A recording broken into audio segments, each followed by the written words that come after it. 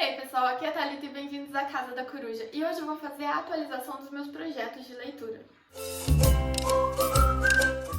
Eu tenho dois projetos principais em andamento, que é lendo o Prêmio Nobel, que eu quero ler um livro de cada ganhador do Prêmio Nobel de Literatura, e eu também faço o desafio da Rory Gilmore. Para os dois desafios já tem um vídeo específico aqui no canal, eu vou deixar linkado aqui nos cards para vocês. E hoje eu vim atualizar o que eu li desses desafios no ano de 2021. Começando pelo Prêmio Nobel, esse eu devo confessar que eu deixei um pouco de lado em 2021, eu não dei muita atenção a ele. E como consequência eu li apenas um livro, que foi O Senhor das Moscas, do William Golding. Esse livro ele estava no meu desafio de 12 livros para ler em 2021, foi o primeiro que eu peguei para ler desse desafio e acabou sendo também o único que eu li para o desafio do Prêmio Nobel. Ele já tem resenha aqui no canal, então eu não vou falar muito sobre ele, quem quiser ver eu vou também deixar linkado. Mas eu gostei muito desse livro aqui. Aqui a gente tem um grupo de crianças que vai ficar perdido em uma ilha deserta e eles precisam aprender a sobreviver nessa ilha até que o resgate chegasse. E aí a gente vai vendo a natureza humana aflorando nessas crianças. E esse livro ele é especialmente perturbador justamente por a gente ver essa natureza em crianças.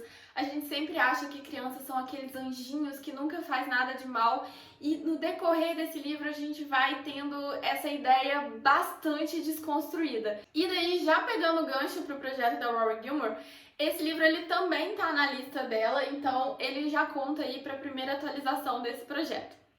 O segundo livro que eu li para o desafio foi O Cândido ou o Otimista, do Voltaire.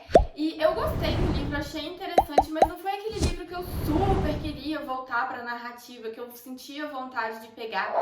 Eu acho que eu gostei mais porque eu já tinha visto o vídeo da Isabela Lubrano antes de começar a leitura e eu pude entender melhor o que o Voltaire estava querendo fazer naquela história. A gente tem um personagem super otimista que vê sempre o copo meio cheio e várias coisas vão acontecendo no caminho dele que vão, assim, coisas terríveis que vai acontecendo que, digamos, para pessoa comum seria algo que deixaria ela para baixo, que faria ela desistir dos seus sonhos, mas o protagonista tá sempre ali querendo ver por que aquilo aconteceu, buscando ver o lado bom da coisa. E esse livro ele é justamente uma crítica a essa teoria do otimismo que estava muito em alta na época, que vários filósofos pregavam isso, que você precisava ver o lado bom das coisas, que isso meio que atraía coisas boas para você. E o Voltaire ele vai desconstruindo essa ideia, porque o protagonista ele tá cada vez mais encrencado, cada vez acontece coisas piores na vida dele, e mesmo ele sendo tão otimista, a vida parece que nunca melhora.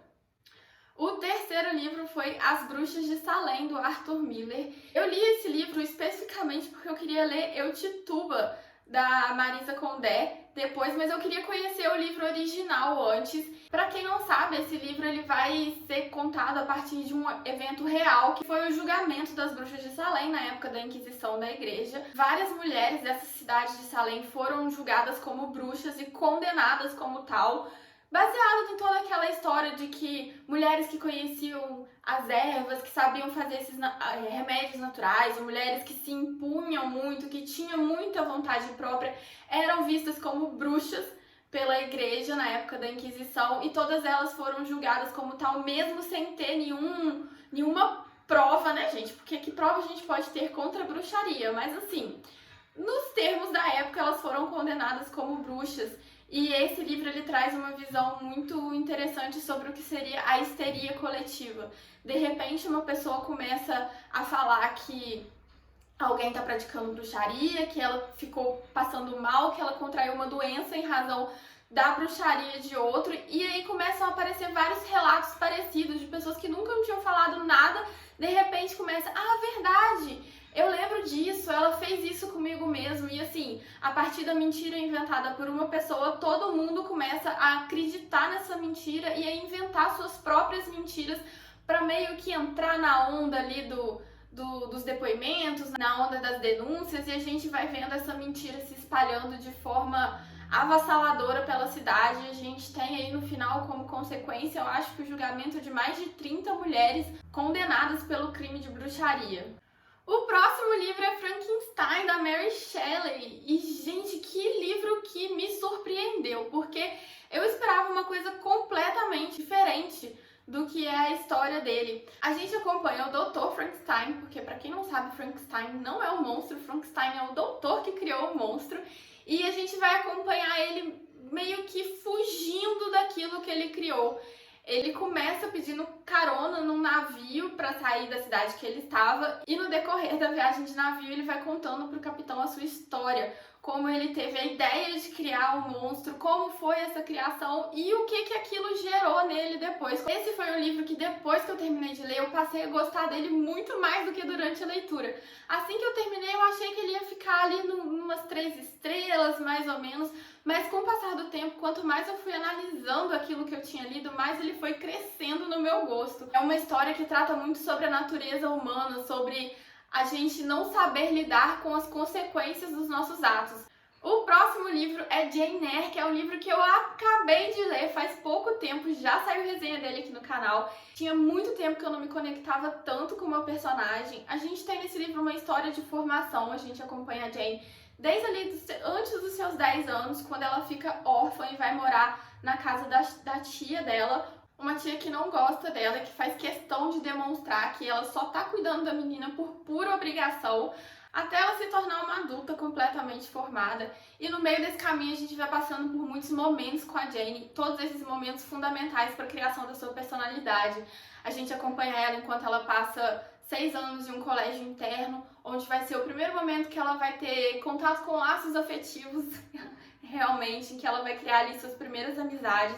E é ali que ela vai começar a moldar essa personalidade que tanto me encantou no livro, que é essa personalidade de mulher decidida, que sabe o que quer, que vai correr atrás do que quer, mas ao mesmo tempo de uma mulher que sabe se comportar na sociedade no sentido de que ela sabe como ela tem que agir para conquistar esses seus desejos. Ela não vai sair assim na fúria, destruindo tudo que ela vê pela frente só para chegar onde ela quer. Ela sabe ser a recatada que a sociedade daquele momento pedia, mas ao mesmo tempo sem perder a sua individualidade, sem perder as suas vontades. O próximo livro é O Mestre e a Margarida, do Bulgakov. Esse livro aqui eu li ele numa leitura conjunta lá no meu Instagram, que eu organizei. E, gente, graças a Deus que eu li esse livro numa leitura conjunta, porque eu achei ele extremamente confuso. Pra quem não sabe, aqui a gente tem a história do diabo, que ele vai resolver sair do inferno e passar uns tempos na Rússia, em Moscou, andando ali pelas ruas, interagindo com a sociedade. E cada pessoa que cruzar o caminho do diabo vai ter a sua vida completamente alterada. Eu tinha muita curiosidade com essa premissa, mas quando eu comecei a ler, eu fiquei muito perdida. O fluxo dos acontecimentos, ele não é muito linear, sabe? A gente tá acompanhando um determinado acontecimento e aí a gente tem um pulo, a gente já tá em outro lugar, em outro ambiente, e acontece coisas assim bem fantasiosas no livro. Em algum momento a gente vai ter um porco voador e você não sabe direito da onde surgiu aquilo, sabe? Porque quando você tá lendo um livro de fantasia, você espera coisas estranhas de acontecerem, mas ainda assim elas têm uma lógica, uma linha narrativa de por que o porco tá voando. Você sabe o motivo do porco tá voando. Mas aqui é simplesmente a gente tá no meio de uma conversa e aí a pessoa senta no porco e sai voando pela janela. Tem muitos desses acontecimentos estranhos aqui. É um livro complexo. Eu não entendi, acho que 50% dele. Seria um livro que eu diria que eu preciso reler, mas eu não sei se eu tenho tanta vontade de reler, porque a leitura não foi exatamente prazerosa, sabe? Eu gostei muito de ter conhecido a história, porque é uma história clássica que eu queria muito conhecer, mas assim, não foi das melhores leituras do ano, não. O próximo livro que eu quero falar aqui, na verdade, eu não li ele ano passado, mas eu percebi que eu não tinha comentado sobre ele no último vídeo que eu fiz de atualização do desafio, que é Mrs. Dalloway, da Virginia Woolf. Esse livro foi o primeiro livro que eu li da Woolf e por ele eu não tinha me encantado tanto com a autora. Eu não tinha entendido todo o entusiasmo que as pessoas apresentam por ela. Assim, não é o que eu não gostei do livro. Eu gostei, achei divertido, eu tava imersa na história, mas eu não tinha visto todo esse amor, sabe? Toda essa, meu Deus, que livro maravilhoso. Realmente, Mrs. Dalloway não mexeu tanto comigo assim. Foi só quando eu li o segundo livro da autora, que também está nessa lista, e eu também não tinha falado sobre ele, que é Um Teto Todo Seu, eu tenho a versão em inglês aqui, que eu comecei a desenvolver o meu amor por Virginia Woolf. Nesse livro aqui, a Woolf vai falar sobre a posição das mulheres na literatura. Como é ser uma mulher autora, como o mercado editorial recebe os livros, como o meio em que as autoras estão inseridas é em relação ao machismo, ao preconceito contra mulheres. E eu achei muito interessante. É um recorte bem específico, né, ali da condição das mulheres. Ela vai falar especificamente do mercado de livros, mas é um tipo de assunto e de discussão que a gente pode extrapolar para qualquer âmbito. E o que eu achei mais interessante nesse livro é que, apesar de ser um livro de não ficção, que ela vai expor o seu pensamento sobre esse assunto específico, ela insere um pouco de ficção no meio também, sabe? A gente tem aqui, por exemplo, a história da irmã de Shakespeare, que era tão talentosa quanto Shakespeare, mas nunca conseguiu publicar os seus livros e nunca conseguiu ter o reconhecimento em razão de ser mulher. Essa irmã nunca existiu, a Woolf criou essa história para ela poder dar um exemplo do que é ser mulher e tentar publicar um livro, mas eu achei muito interessante. E todo o livro também ele é conduzido por uma personagem narradora que está numa convenção de autores, se não me engano, e durante essa convenção ela vai tendo essas reflexões que a Woolf vai nos passando. O próximo livro é um livro bem diferente do que eu sou acostumada a ler, que é As Vantagens de Ser Invisível. É um livro jovem adulto que não é uma faixa etária que eu costumo ler tanto. A gente tem aqui um romance epistolar, o livro é todo contado através de cartas que o protagonista foi enviando para uma pessoa desconhecida. Ele escolheu uma pessoa aleatória e começou a enviar cartas contando a sua história. Ele era um adolescente tímido, introvertido, que não tinha amizades, que não conseguia se expressar. Ele vai conhecer uma menina, porque ele vai ter ali aquele crush, e essa menina vai começar a fazer ele se soltar mais, vai começar a fazer ele descobrir melhor tanto o mundo quanto a ele próprio. A gente vai percebendo no decorrer da narrativa que algumas coisas causaram esse trauma no protagonista e elas levaram ele a ser tão introspectivo, e no decorrer do livro ele vai se soltando, vai fazendo novas amizades, vai interagindo mais com o mundo. Essa descoberta dele de si próprio é muito legal de ver. O final me tocou demais, é um final triste, é um final que apresenta gatilhos, então se você tem algumas restrições com leitura, dá uma procurada para você ver sobre o que o livro se trata. Não vou falar aqui para não dar spoilers, mas enfim, eu recomendo demais esse livro, eu adorei. O próximo é o livro que eu li logo depois que eu acabei de ver o filme, que foi O Bebê de Rosemary. Eu assisti o filme numa sexta-noite, sábado de manhã eu já tinha pegado para ler esse livro, e o que eu reparei, gente, é que o livro é exatamente igual ao filme. Sem tirar nem pôr, é as mesmas frases, as mesmas palavras usadas, tanto que enquanto eu tava lendo o livro, eu conseguia ir recitando. Esse livro eu ouvi ele, na verdade, em audiobook, e enquanto eu tava ouvindo, eu ia recitando quase os diálogos junto com o narrador, porque eu tinha acabado de ver o filme, então tava muito fresco na minha memória, e eu achei assim, eles pegaram o livro como realmente o script do filme. Então, se você já assistiu o filme, talvez você ache o livro um pouco repetitivo. Pra quem não sabe a história, é que a gente tem um casal recém-casado que se muda para um prédio novo e eles começam a ter um relacionamento muito próximo com os seus vizinhos, que é um casal bem mais velho que eles, e no decorrer da narrativa a gente vai vendo que esses vizinhos, na verdade, participam de seitas meio estranhas e que talvez eles sejam responsáveis pela gravidez da protagonista. O próximo livro é Razão e Sensibilidade, da Jane Austen. E, gente, depois que eu li esse livro aqui, eu fiquei com uma dúvida sobre se eu realmente amo Jane Austen ou não. Eu já li 4 livros da autora. Eu li Orgulho e Preconceito, que é, assim, um dos favoritos da vida. Sou apaixonada, muito mesmo. Li Persuasão, que eu não gostei, inclusive eu nem lembro direito da história, porque eu, assim, terminei de ler e apaguei, porque eu realmente não gostei do livro. Depois eu li A Abadia de Northanger, que eu comecei não gostando. Aí no meio do livro eu tava assim realmente empurrando a leitura, fui pesquisar algumas resenhas pra ver se me interessava mais. Inclusive fica aí uma dica, se você tiver uma leitura que você tá mais ou menos, pesquisa resenhas sobre ela no YouTube, na internet, que às vezes ela te dá aquele gás pra terminar a leitura. Mas enfim, fui pesquisar as resenhas, aí eu descobri que na verdade o livro ele é uma paródia dos contos, dos livros góticos da época, das histórias góticas, então assim, é um livro escrito com ironia e eu não tava pegando essa ironia na escrita, eu tava lendo e eu falava assim, nossa, mas essa personagem aqui que a Austen escreveu não parece nada com ela. E aí, quando eu comecei a ler com olhos de ironia, eu comecei a gostar mais da história, eu entendi melhor o que a autora estava escrevendo, mas ainda assim não foi uma história que me encantou. O quarto livro que eu li foi Razão e Sensibilidade. Esse aqui eu gostei bem mais que os outros dois, mas não chegou nem perto de ser o que foi Orgulho e Preconceito pra mim. E aí eu fiquei pensando, eu gosto mesmo de Jane Austen, é uma autora favorita que eu sempre falei que era, ou eu só falo isso porque eu vou atrás do hype da autora? Então assim, não sei.